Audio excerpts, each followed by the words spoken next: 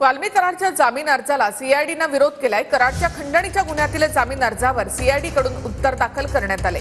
सरकारी वकील जेबी शिंदेच्या माध्यमातून सीआयडी कडून कोर्टामध्ये उत्तर सादर करण्यात आले। खंडणी हत्या प्रकरण हे थेट एकमेकांशी जोडलेली आहेत असं सीआयडीने म्हटलंय।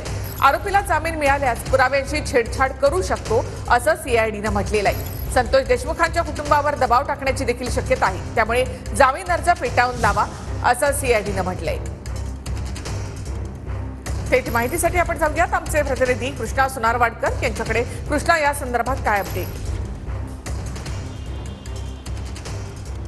निखिल, आपण पाहतोय की वाल्मी कराडला हत्या आणि मकोकाच्या गुन्ह्यात अटक होण्यापूर्वी पहिल्यांदा खंडणीच्या गुन्ह्यामध्ये अटक करण्यात आलेलं होतं आणि त्या दिवसामध्ये त्या 15 दिवस पोलीस कोठडी त्या गुन्ह्यामध्ये त्यानं काढलेली आहे। त्यानंतर त्याला न्यायालयीन कोठडी झाल्यानंतर लगेचच त्याच्या वकिलांनी जामिनासाठी अर्ज केज कोर्टामध्ये केलेला होता आणि याच केज कोर्टामध्ये आज सरकारी वकिलांनी सीआयडीचं उत्तर दाखल केलेलं आहे। या उत्तरामध्ये वाल्मी कराडला खंडणीच्या गुन्ह्यामध्ये जामीन देण्यात येऊ नये, अन्यथा तो बाहेर पडल्यास पुराव्यांशी छेडछाड करू शकतो। त्याचबरोबर मकोका आणि हत्येच्या गुन्ह्यामध्ये वाल्मी कराडला अटक केलेली आहे आणि हा गुन्हा अत्यंत गंभीर स्वरूपाचा आहे, गुन्हेगारी स्वरूपाचा आहे आणि संघटित गुन्हे करून या सगळ्या आरोपींनी कट रचून हा गुन्हा केलेला आहे। त्यामुळे हे आरोपी बाहेर आल्यास पुराव्यांशी छेडछाड करू शकतात। त्याचबरोबर मयत संतोष देशमुख यांच्या कुटुंबियावरती सुद्धा दबाव टाकू शकतात आणि म्हणूनच त्यांच्या मालमत्तांची माहिती आम्ही जमा करत आहोत। येत्या काळामध्ये अजून तपास करायचा आहे आणि म्हणून वाल्मी कराडला खंडणीच्या गुन्ह्यामध्ये जामीन देण्यात येऊ नये अशा पद्धतीचं सीआयडीचं उत्तर जे आहे ते आज सरकारी वकील जेबी शिंदे यांनी केजच्या कोर्टामध्ये दाखल केलेलं आहे। शनिवारी या जामीन अर्जावरती सुनावणी होणार आहे आणि त्यामुळे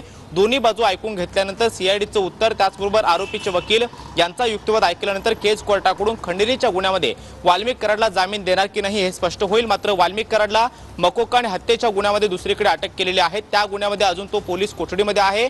22 तारखेपर्यंत वाल्मी कराडची पोलीस कोठडी या हत्येच्या गुन्ह्यामध्ये असणार आहे आणि त्यामुळे त्या सुनावणी दरम्यान काय काय होतं, येत्या काळात कशा पद्धतीच्या तपासामध्ये अजून खुलासे होतात हे पाहणं महत्त्वाचं असणार आहे। मात्र दुसऱ्या गुन्ह्यात जरी अटक झाली असली तरी मात्र पहिल्या खंडणीच्या गुन्ह्यामध्ये जामीन मिळवण्यासाठी वाल्मी कराडची धडपड जी आहे ती आता सुरू झालेली आहे। त्याच्या वकिलांनी जामिनासाठी केलेल्या अर्जावरती आता सरकारी वकिलांनी उत्तर देत सीआयडी कडून विरोध जो आहे तो जामिनासाठी करण्यात आलेला आहे। धन्यवाद कृष्णा, एकूणच माहितीबद्दल।